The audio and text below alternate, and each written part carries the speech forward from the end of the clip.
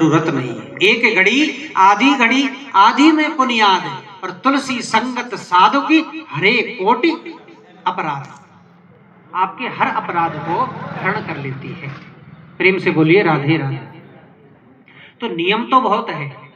पहला नियम है कि भागवत कथा सुनते समय 7 दिन हमें भोजन किस प्रकार से करना चाहिए, कैसा भोजन करना चाहिए और कितनी टाइम करना चाहिए, कितना समय करना चाहिए। तो वैसे भागवत में तो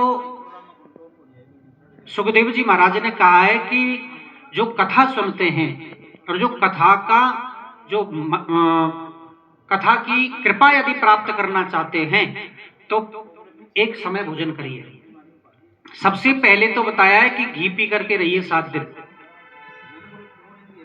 अब किसी ने कहा कि महाराज पहली बात तो आजकल घी इतना महंगा है कि पी नहीं सकते, और यदि पी भी लेंगे तो आजकल इतना काम धंधा घर में होता नहीं है कि उसको पचाएं, वो पचेगा ही नहीं,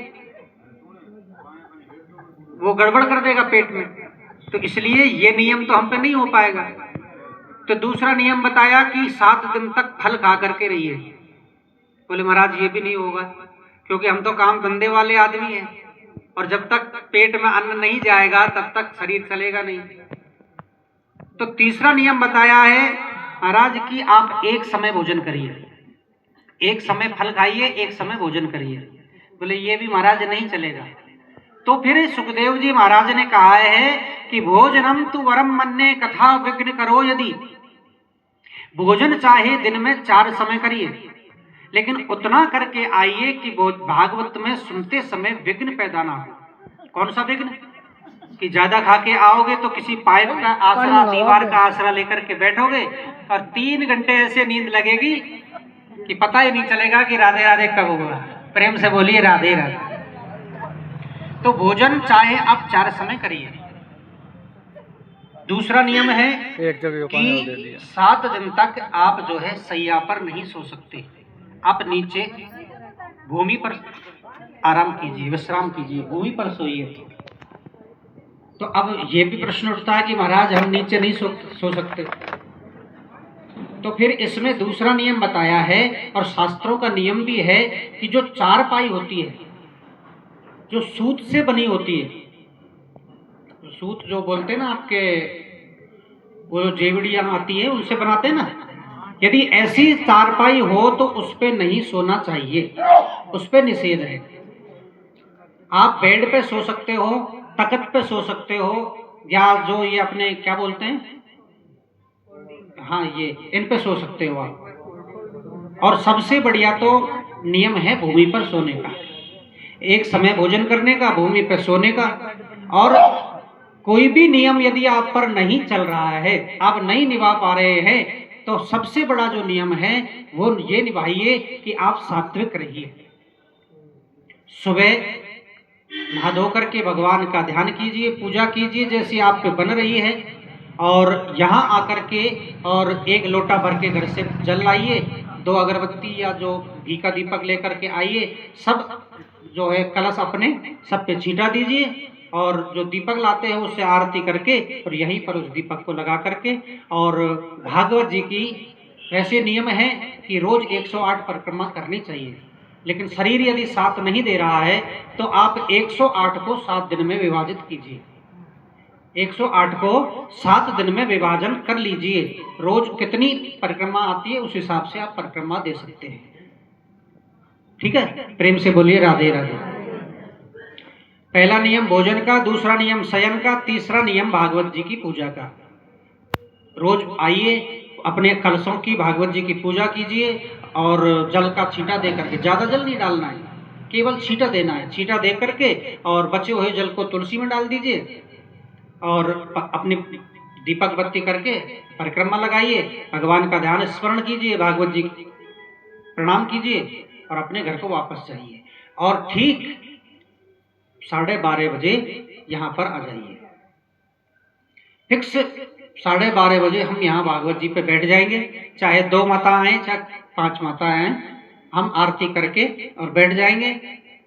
और देखिए भागवत सुनने की, आप बहुत कथाएं सुनी आपने, वैसे तो आपको नियम बताने की कोई जरूरत भी नहीं है, लेकिन ये नियम एक नियम है, ये बताने पड़ते हैं, इसलिए हम बता रहे हैं। वैसे नहीं तो आप सब जानते हैं कि भागवत का क्या नियम है, क्योंकि आपने अपने जीवन में बहुत कथाएं सुनी, आपकी सब बहुत कथाएं होती हैं यहाँ, तो आप जानते भी हैं। हर पंडित जी आके बताते हैं आपको क्या नियम है, क्या कैसे करना चाहिए, तो बताने की ज़्यादा ज़रूरत भी नहीं है। सबसे बड़ी बात है भागवत जी की पूजा। जिन माता बहनों को भागवत जी की पूजा करवानी है जोड़े से, वो हमारे पास में, मेरे पास में, ये हमारे बाबूजी बैठे हैं, इनके पास में या किसी के पास में, यहाँ जो है माता बहन जी बैठी है, इनके पास में अपना नाम अंकित करा जाए कि इतनी तारीख को हम पूजा करवाएंगे भागवत जी की। और भागवत जी की पूजा में करना क्या है, आपको रोड़ी मोड़ी लेकर के आनी है, और सबसे बड़ा काम है जो वो है कि पूजा करने वाला ही संगत को प्रसाद बांटेगा। जो शाम को आरती के कथा के बाद में जो प्रसाद वितरण होगा वो पूजा करने वाले के होगा। और हम 2 ब्राह्मण हैं, 2 ब्राह्मणों का भोजन होगा। तो जिनको भी भोजन करवाना है, पूजन करवाना है, वो अपना नाम यहाँ लिखवा दीजिएगा, ठीक है। प्रेम से बोलिए राधे राधे। समय का आप ध्यान रखिएगा। देखिए, आप कई माताएं होती है, मैंने देखा है कि जब आरती होती है ना शाम की, उससे जो है केवल 1 घंटा या आधा घंटा पहले आती है कि चलो दर्शन भी हो जाएगा, प्रसाद भी मिल जाएगा। कथा से कोई मतलब नहीं, कथा सुने ना सुने, हाँ, प्रसाद मिल जाएगा और दर्शन हो जाएगा, यही बहुत है। तो मेरे कहने का मतलब है कि देखो, भागवत जो है एक गंगा है, त्रिवेणी है। त्रिवेणी गए हो कभी आप? अभी जो संगम चल रहा है इलाहाबाद में, गंगा यमुना सरस्वती, प्रयागराज में जिनको बोलते हैं, हाँ, अभी माघ मेला चल रहा है वहां पर, जिसको अर्ध कुंभ भी बोलते हैं। वैसे ही भागवत जी भी त्रिवेणी है। त्रिवेणी कैसे है, देखिए ध्यान देना। त्रिवेणी में 3 नदियां आती हैं, पवित्र नदियां, गंगा, यमुना और सरस्वती। तो गंगा के किनारे सुखदेव जी महाराज ने भागवत जी का श्रवण करवाया था राजा परीक्षित को। यमुना के किनारे हमारे प्रभु कन्हैया ने वृंदावन में लीलाएं की थी, और सरस्वती के किनारे श्री वेद व्यास जी महाराज ने भागवत जी की रचना की थी, भागवत जी को लिखा था। कभी गए हो आप सरस्वती? बद्रीनाथ गए होंगे ना? हाँ, तो बद्रीनाथ से 6 किलोमीटर आगे व्यास गुफा है। व्यास गुफा से ही सरस्वती का जो है उद्गम हो रहा है, वहीं से निकल रही है। ये सरस्वती नदी गुप्त क्यों है? गुप्त है ना। आप प्रयागराज में जाओगे तो आपको दर्शन नहीं होंगे, इधर से यमुना जा रही है, इधर से गंगा आ रही है, सरस्वती नहीं दिखेगी आपको। क्यों? क्योंकि इसको वेद व्यास जी का श्राप लगा हुआ है। जब वेद व्यास जी भागवत कथा लिख रहे थे तो वहां कभी आपने देखा होगा, इतनी जबरदस्त आवाज आती है पानी की, इतना वेग है सरस्वती नदी का कि आप 2 व्यक्ति पास पास खड़े होकर के बात नहीं कर सकते, इतनी आवाज है।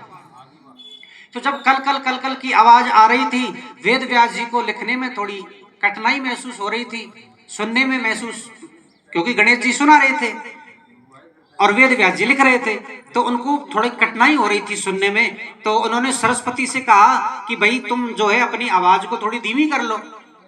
उन्होंने मना कर दिया, तो उनको सरस्वती जी को वेद व्यास जी ने श्राप दिया कि तुम यहीं से ही लुप्त हो जाओ।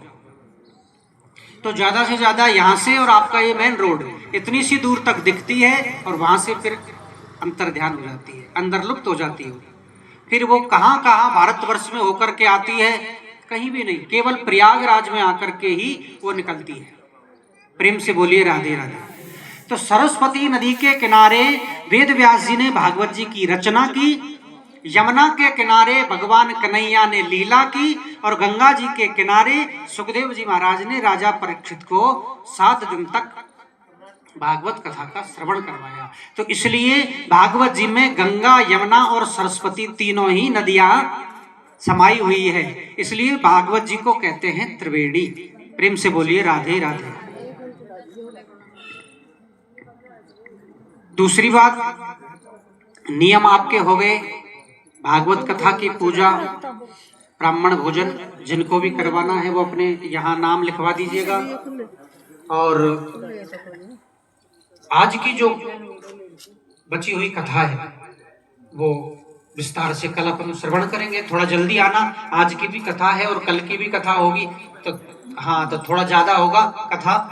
तो इसलिए देखो, मेरा कहने का मतलब है कि ना तो हम कोई दिखावा कर रहे हैं और ना ही हम दिखावा करते हैं। जैसा हूं, हम जैसा हैं वैसे आपके सामने है, कोई दिखावा नहीं है। हमारा परिचय आप जानते हैं, नहीं जानते तो हम बता देते हैं। कई बार मन में प्रश्न उठता है, पंडित जी पता नहीं कहाँ से आए, कैसे आए। हम मेहंदीपुर बालाजी से हैं और मेहंदीपुर बालाजी की सेवा में मुख्य पुजारी के रूप में हम सेवा देते हैं बालाजी मंदिर के अंदर।